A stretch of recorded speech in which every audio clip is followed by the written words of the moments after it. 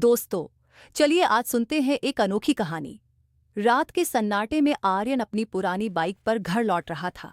Street lights की पीली रोशनी में अचानक एक अस्वाभाविक रूप से लंबी और धुंधली आकृति दिखी। आर्यन ने चीखते हुए ब्रेक लगाए। धूल उड़ी, पर सामने कोई नहीं था। जब वह घर पहुंचा तो आईने में उसे फिर वही साया दिखा।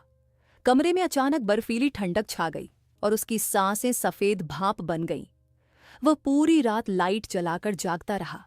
अगली सुबह आर्यन की मुलाकात अपनी पड़ोसी मीरा से हुई। वह पीली पड़ी हुई थी और कांप रही थी।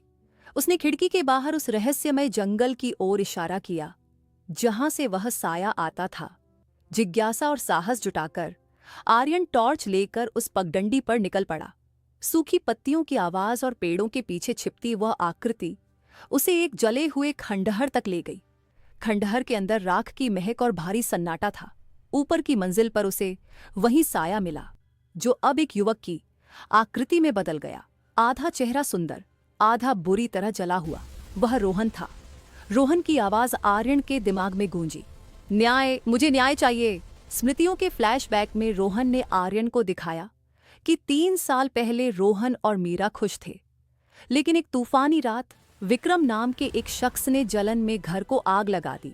रोहन ने मीरा को तो बचा लिया, लेकिन खुद जलती छत के नीचे दब गया। खिड़की के बाहर खड़ा विक्रम यह सब देखकर मुस्कुरा रहा था। आर्यन रोहन की यादों से अचानक से बाहर आया। उसको खंडहर के मलबे से एक लोहे का डिब्बा मिला, जिसमें रोहन की डायरी और एक वॉयस रिकॉर्डर था।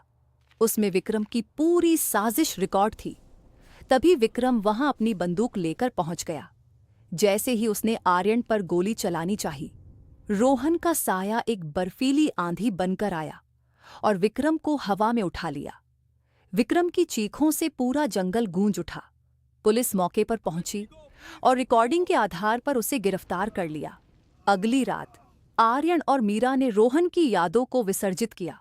हवा में एक आखिरी बार गूंजा शुक्रिया, और रोहन का साया एक चमकदार सफेद रोशनी बनकर आसमान में विलीन हो गया। अब वह रास्ता डरावना नहीं, बल्कि एक दोस्त की याद बन चुका था।